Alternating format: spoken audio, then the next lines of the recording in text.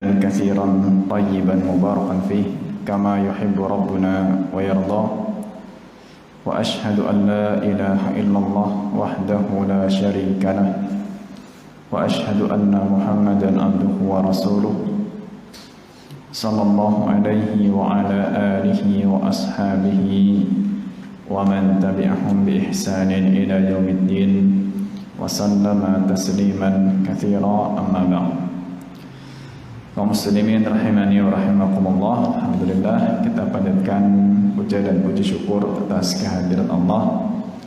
Pada kesempatan malam ini, berkat taufik dari Allah, kita kembali bisa melanjutkan kajian pembacaan kitab tafsir Taisir Al-Karimir Rahman fi Tafsiri Karamil Mannan, karya Syekh Rahman bin Nasir As-Sa'di rahimahullah wa ta'ala. Dan insyaallah malam ini kita masih melanjutkan tafsir surat Al-Fatihah setelah menyelesaikan tafsir dari Hamdalah ayat yang kedua, Alhamdulillahirabbil alamin.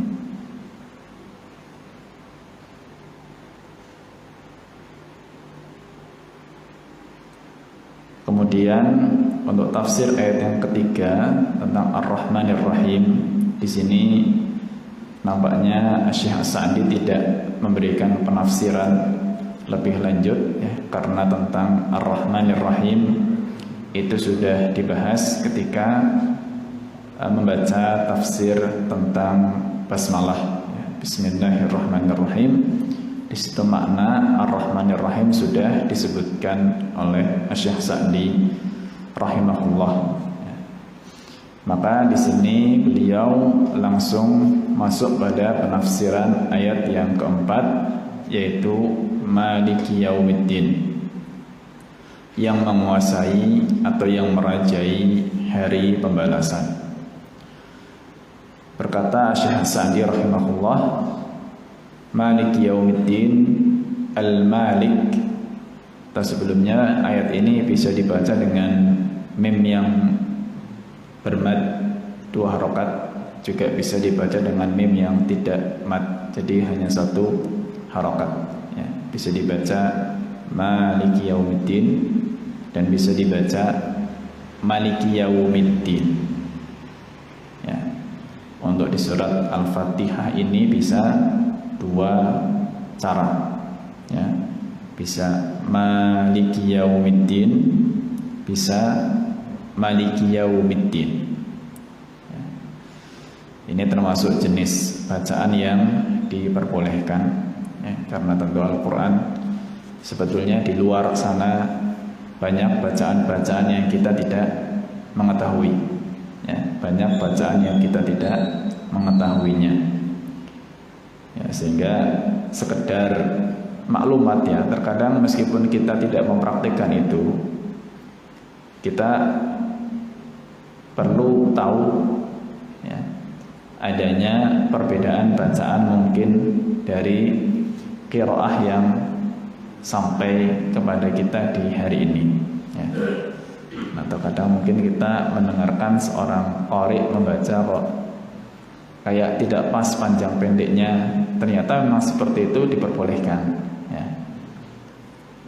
Hanya untuk yang pada surat An-Nas maka tidak menjadi 2 cara, hanya 1. Malikin Nas maknanya pendek ya, hanya justru keumuman ya, orang banyak ya, mungkin saya nggak mengatakan umumnya, tapi banyak yang ketika membaca Malikin Nas justru maknanya panjang. Qul a'udzu birabbin nas, Malikin Nas. Kalau Malikin Nas itu pendek ya, 1 bacaan. Tapi untuk Maliki Yaumiddin bisa panjang bisa pendek ya. Qala Maliki Yaumiddin, Al-Malik huwa man ittasafa bi sifatil mulki allati min athariha annahu ya'muru wa yanha wa yuthibu wa yu'aqib wa yatasarrafu bi mamalikihi bi jami'i anwa'it tasarrufat. Jadi Malik makna daripada Al-Malik, raja, adalah yang disifati dengan sifat Al-Mulk, ya. Maknanya punya sifat sebagai seorang raja, penguasa, ya. Al-Mulk itu kan kekuasaan, ya, yang memiliki sifat kekuasaan, punya kuasa. Allati min athariha, ya, dan yang asarnya itu berarti dampaknya atau efeknya dari itu apa? Annahu ya'mur wa yanha.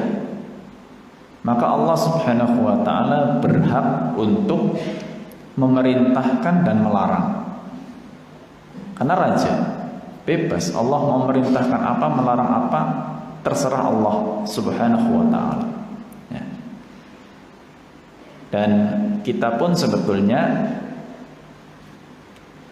terhadap perintah dan larangan Allah Azza wa Jalla, ya, sebagai adab kita tidak terlalu banyak dalam tanda kutip protes, ya. Tidak banyak protes, tidak banyak terlalu menggugat, ya. Karena terkadang di dalam perintah-perintah Allah dan larangan-larangan Allah, ya, ada hikmah yang memang kita tidak mengetahui, ya, tidak mengetahui, ya. Dan banyak sekali contoh, ya, kita setiap hari wudu, ya, wudu, dan kita wudu urutannya seperti itu, nggak ada yang beda, ya. Wajah kalau kita urut sesuai dengan ayatnya, ya, surat Al-Maidah ayat yang ke-6, faghsilu wujuhakum wa aydiyakum ilal marafiqi wamsahu bi ru'usikum wa arjulakum ilal ka'bayn. Basuhlah wajah, berikutnya tangan sampai siku, terus mengusap kepala, berikutnya membasuh kaki sampai kedua mata kaki. Coba di situ, ya, dari wudhu saja kita bisa munculkan banyak pertanyaan. Kenapa urutannya harus begitu? Kenapa wajah dulu baru tangan? Kenapa enggak tangan dulu baru wajah? Kenapa enggak kepala dulu dari atas? Ya. Dan mungkin kenapa enggak kaki dulu? Itu kan bisa muncul pertanyaan, kenapa begitu? Ya. Dan kenapa hanya anggota itu? Ya, kenapa kakinya cuma sampai mata kaki? Ya. Kenapa enggak sampai lutut sekalian? Gitu. Ya. Hanya pernah ada seorang muslimah tanya kepada saya,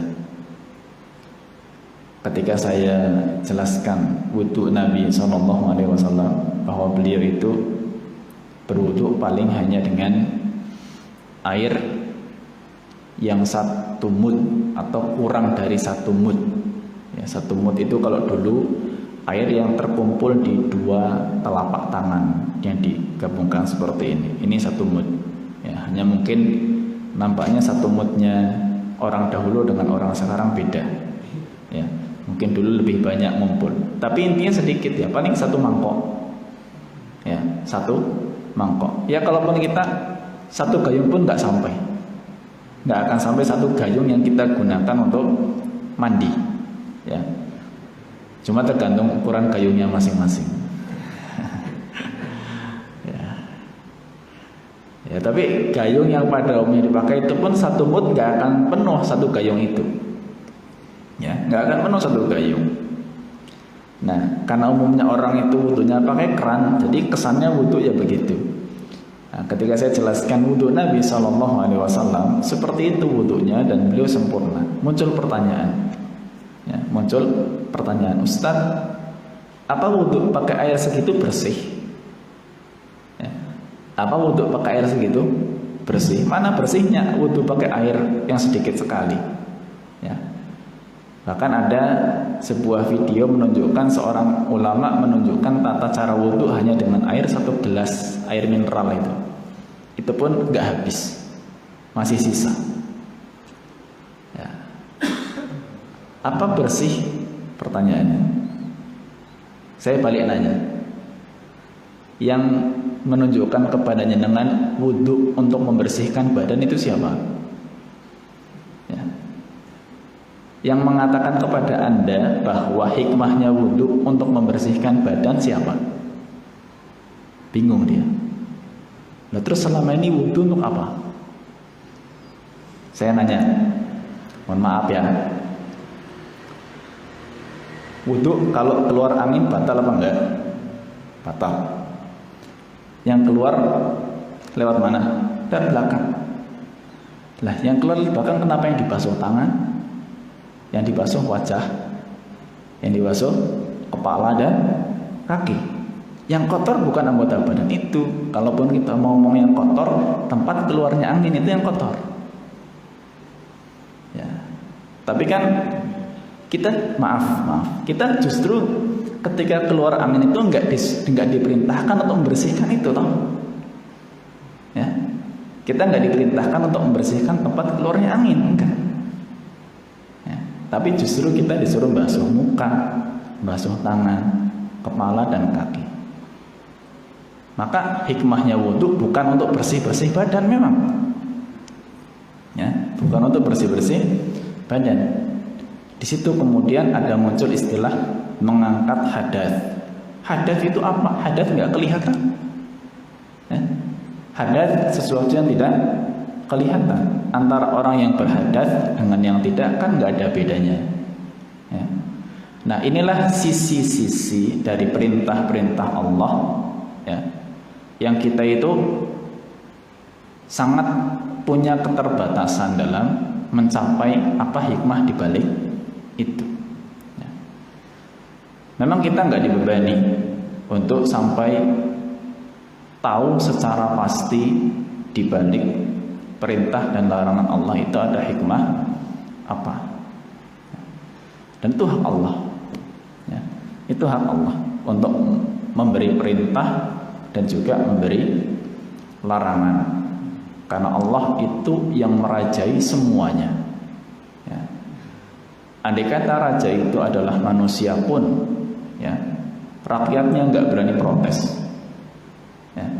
Seorang prajurit pun kalau diperintah oleh komandannya, atasannya, ya, nggak berani juga untuk protes. Ya. Takut untuk protes. Maka adab terhadap atau kepada Allah Subhanahu wa taala harus melebihi adab kepada sesama manusia. Ya. Maka fahami bahwa Allah punya hak penuh, lebih penuh daripada hak seorang raja yang hidup di dunia untuk memberikan perintah ataupun larangan mutlak. Ya. Andai kata Allah berikan perintah dan larangan tanpa hikmah pun itu hak Allah. Tapi itu tidak mungkin. Ya, itu tidak mungkin. Pasti ada hikmahnya. Ya, pasti ada hikmahnya.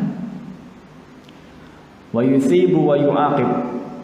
Allah memberi pahala, yuthib, wa yu'aqib, dan Allah juga memberi hukuman. Ya, itu hak Allah. Ya. Kepada siapa Allah mau memberi pahala terserah Allah. Ya. Kepada siapa Allah menghukum juga terserah Allah. Siapa nanti di antara hamba-hamba Allah yang dosa-dosanya diampuni itu terserah Allah. Makanya kita suka takjub. Ya. Misalkan seperti hadits Nabi SAW yang menggambarkan ampunan Allah Azza wa Jalla untuk seorang wanita, ya, wanita yang punya pekerjaan haram, ya, ternyata pun dosanya diampuni oleh Allah Subhanahu wa taala hanya karena memberi minum seekor anjing. Dosanya kalau mungkin kita pikirkan besarnya luar biasa. Dia berzina, memang pekerjaannya berzina, dia cari duit melalui perzinahan itu. Hanya ngasih minum seekor anjing. Itu pun yang dikasih minum anjing, hewan yang kenajisannya, ya, itu, ya, nyaris, saya katakan nyaris tidak diperselisihkan, ya, meskipun ada selisih pendapat. Ya, nyaris tidak diperselisihkan oleh mayoritas ulama. Ya. anjing. Mending kalau hewan yang lain ya, bukan anjing, ini anjing. Ya mungkin buat kita nggak pantas lah, mati aja. Itu pun menjadikan penyebab wanita itu ya, masuk surga. Itu terserah Allah Azza wa Jalla. Ya, terserah Allah Subhanahu wa Ta'ala. Itu hak Allah mutlak. Allah punya kuasa hak mutlak. Ya, Allah pilih siapa yang Allah kehendaki ya untuk mendapatkan pahala, mendapatkan ampunan. Dan tentu pasti adil. Pahala Allah Subhanahu wa Ta'ala itu karunia. Dan hukuman Allah Subhanahu wa Ta'ala itu keadilan. Itu yang sudah kita bahas ketika membahas Alhamdulillah. Ya, kita bahas Alhamdulillah. Syekh Sa'di mengatakan as-sana 'ala Allah bi sifatil kamal wa bi af'alihi dairah bainal fadli wal 'adl. Ya, pujian untuk Allah karena sifat kesempurnaan dan perbuatan-perbuatan Allah yang berputar hanya antara karunia dan keadilan. Ya, jadi ketika Allah memberi pahala, itu karunia Allah, kemurahan Allah Azza wa Jalla.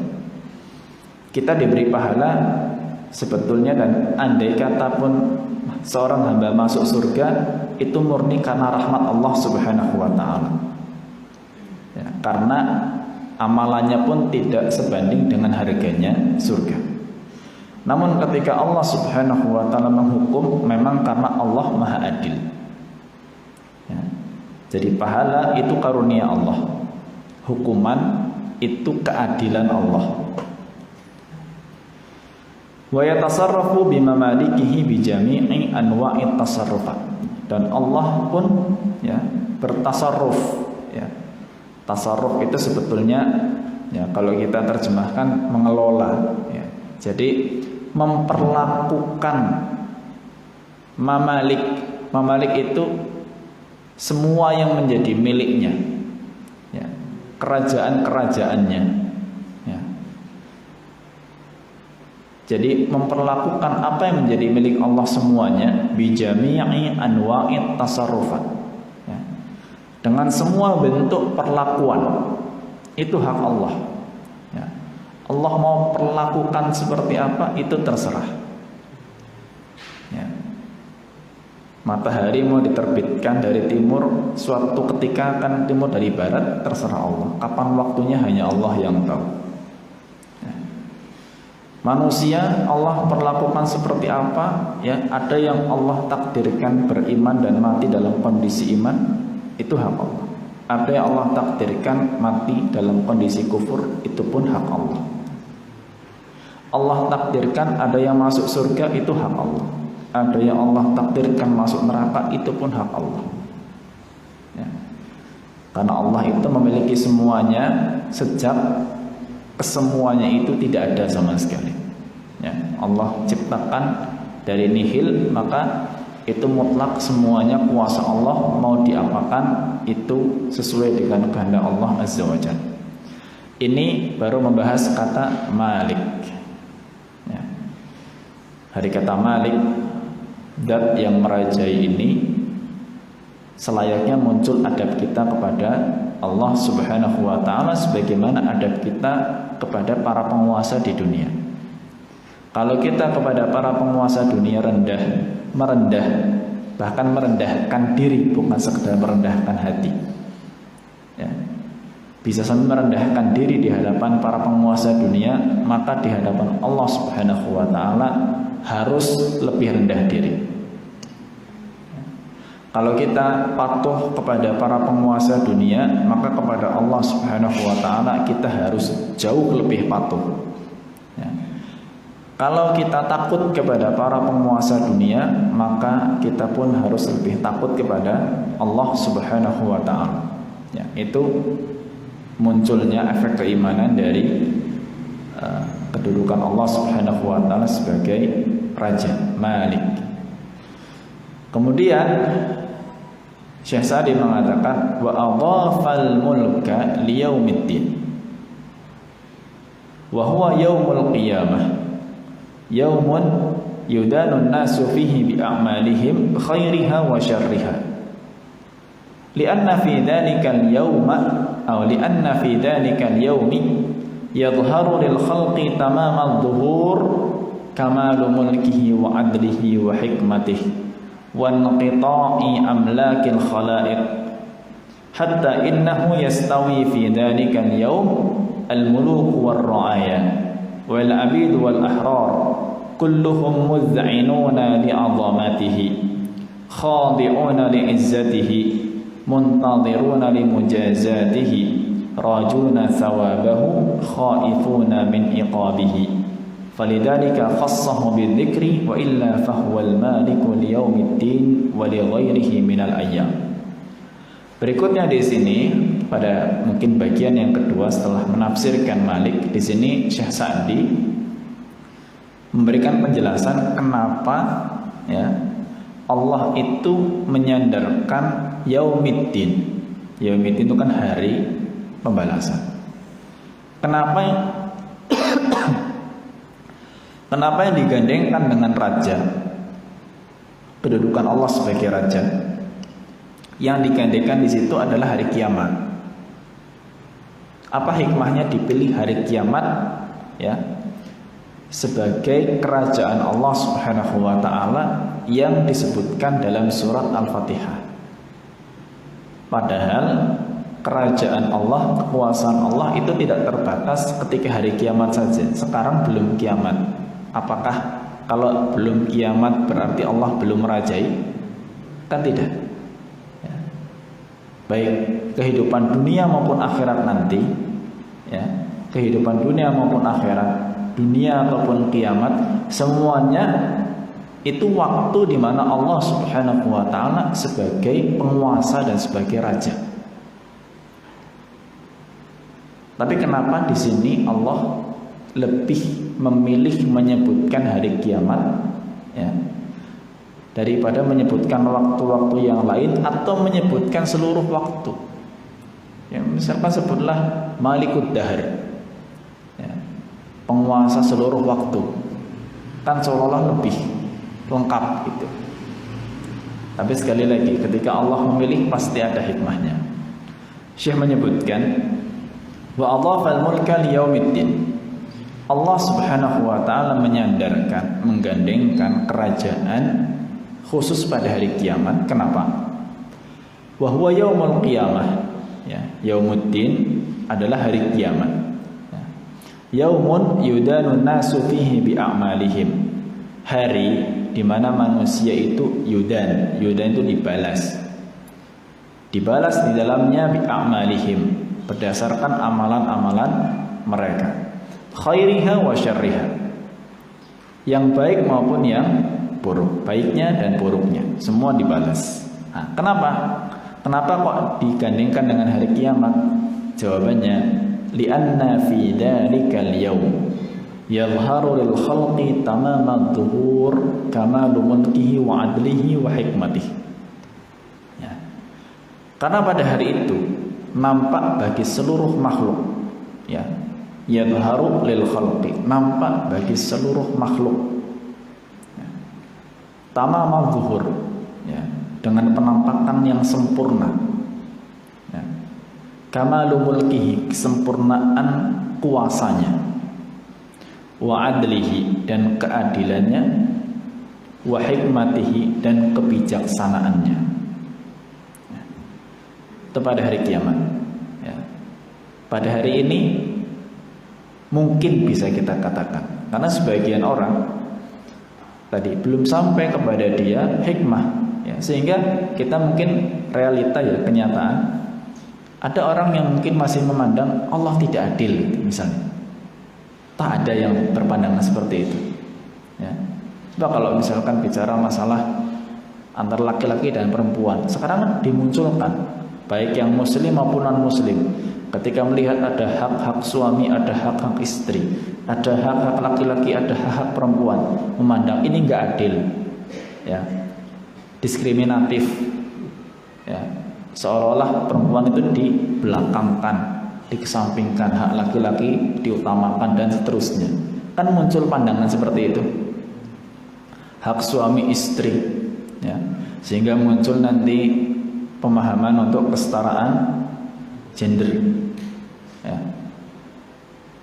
Ada sebuah peristiwa sederhana begini. Ada diskusi atau mungkin perdebatan, ya, antara yang pro dengan kesetaraan gender dengan yang kontra. Diskusinya singkat, ya. Ketika yang pro dengan kesetaraan gender, yang pro sudah menyampaikan argumentasinya panjang, sebetulnya dengan bahasa Arab. Giliran yang kontra, tentu yang mewakili Islam dalam berbicara tentang kesetaraan gender. Begitu yang kontra ini berbicara untuk membela agamanya, membela Islam, dia cukup hanya mengawali begini. Kebetulan lawan bicaranya laki-laki, dua-duanya sama-sama laki-laki, ya. Dia memanggil lawan debatnya dengan sebutan anti. Anti itu kan panggilan untuk perempuan. Kalau kita yang manggilnya mbak gitulah. Jadi dia baru mulai dia ngomong gini, mbak, saya jelaskan. Terima nggak dia? Nggak terima. Coba ulangi, Anda tadi ngomong apa? Saya panggil Anda anti. Ya. Kalau kita manggilnya mbak gitu. Kamu nggak lihat saya laki-laki? Ya. Loh, kalau Anda mau nyetarakan laki-laki perempuan, kenapa harus marah dipanggil mbak? Dipanggil anti? Toh setara, mau dipanggil anti, anta sama saja. Kenapa harus marah? Nah, secara tabiat fitrah Anda sendiri pun itu sudah tidak mengakui adanya kesetaraan gender. Buktinya apa? Dipanggil anti pun Anda nggak mau. Selesai. Ya, mau apa lagi? Ya, itu sudah tabiat asli manusia, nggak mungkin menerima itu. Jadi muncul di antara manusia memandang Allah Subhanahu wa taala mungkin tidak adil dan seterusnya. Itu di dunia, tapi nanti di akhirat nggak akan ada yang seperti itu. Ya. Tidak akan ada. Ya. Jadi karena Allah Subhanahu wa taala pada hari itu nampak sekali kekuasaan Allah, keadilannya, kebijaksanaannya, hikmahnya sangat muncul pada hari itu. Mungkin pada hari ini bagi sebagian manusia masih agak tersembunyi. Ya, tapi pada hari kiamat nanti tidak ada yang berani muncul pendapat-pendapat seperti itu. Kemudian wan qita'i amlakil khalaiq, dan pada hari itu terputus semua kepemilikan bagi makhluk, terputus kepemilikannya para makhluk. Ya. Yang hari ini merasa punya harta, besok sudah nggak ada harta lagi. Hari ini punya kuasa, punya jabatan, punya kedudukan, besok sudah tidak ada jabatan, kedudukan, gelar apapun sudah nggak ada. Ya. Sekarang mungkin masih merasa memiliki, ya, masih merasa memiliki. Besok sudah tidak ada. Hatta innahu yastawi, bahkan pada hari itu setara semua. Apa yang setara? Fidzalikal yaum al-muluk war-ra'aya. Ya, setara, baik para raja maupun rakyatnya. Ya, raja dengan rakyat besok sama saja. Ya, akan dibangkitkan oleh Allah Subhanahu wa taala hufatan uratan ghurlan. Ya, tidak pakai alas kaki, tidak pakai baju, dan tidak dikhitan, semuanya sama. Meskipun di dunia pakaiannya beda, kendaraannya beda, ya, rumahnya beda, antara raja dengan rakyat, antara pemimpin dan yang dipimpin. Tapi besok akan sama saja. Wal abid wal ahrar, para budak dan orang-orang merdeka di hadapan Allah sama. Sudah nggak ada budak, nggak ada tuan. Kulluhum mud'inuna li'azamatihi khadi'una li'izzati. Semuanya tunduk, mud'inun, jadi merendah di hadapan kebesaran Allah Subhanahu wa taala, ya, merendah di hadapan kebesaran Allah, khadi'una li'izzati, juga tunduk di hadapan keperkasaan Allah Subhanahu wa taala. Muntadhiruna limujazatihi, menunggu untuk pembalasan Allah. Semuanya sama, ngantri, ya, Di dunia mungkin bisa aja yang punya jabatan untuk sesuatu yang harus ngantri nggak ngantri, ya toh? Lah iya, yang punya jabatan yang harusnya ngantri nggak ngantri, ya. Tapi di sana semuanya ngantri, ya. Bahkan ngantrinya bisa duluan budaknya daripada tuannya. Nah, semua tidak ada yang tahu, ya kan? Rajuna thawabahu, semuanya mengharapkan balasan yang baik dari Allah Subhanahu wa taala. Thawab itu berarti balasan yang baik, pahala Allah. Khaifuna min iqabihi, semuanya takut dari hukuman Allah, ya. Falidzalika khassahu bidzikri, maka Allah mengkhususkan hari kiamat itu yaumuddin bidzikri untuk disebutkan, ya, di ayat yang keempat ini. Wa illa fahuwal maliku liyaumiddin wa li ghairihi minal ayyam, ya. Meskipun Allah Subhanahu wa taala adalah zat yang merajai hari pembalasan, juga hari-hari yang lain selain hari kiamat, termasuk hari ini, sebelumnya maupun yang setelahnya, semuanya itu milik Allah Subhanahu wa taala, ya. Tapi itulah hikmah kenapa Allah mengkhususkan hari kiamat untuk disebutkan pada ayat ini, karena pada hari itu sudah tidak ada yang mendebat lagi. Semuanya akan mengakui pada hari itu bahwa dirinya tidak punya apa-apa. Semuanya menjadi milik Allah, bahkan dirinya pun dia sadari itu milik Allah Subhanahu wa taala. Itu penampakan kekuasaan Allah pada hari kiamat nanti. Allah Ta'ala a'lam bishawab, ya. Ini yang bisa kita baca pada kesempatan malam hari ini. Semoga Allah berikan keberkahan. Kurang lebihnya mohon maaf. Wa sallallahu ala nabiyyina Muhammad wa ala alihi wa sahbihi wa baraka wa sallam. Wa akhiru da'wana alhamdulillahi rabbil alamin. Subhanakallahumma wa bihamdika asyhadu an la ilaha illa anta astaghfiruka wa atubu ilaik. Billahi taufiq wal hidayah. Assalamualaikum warahmatullahi wabarakatuh.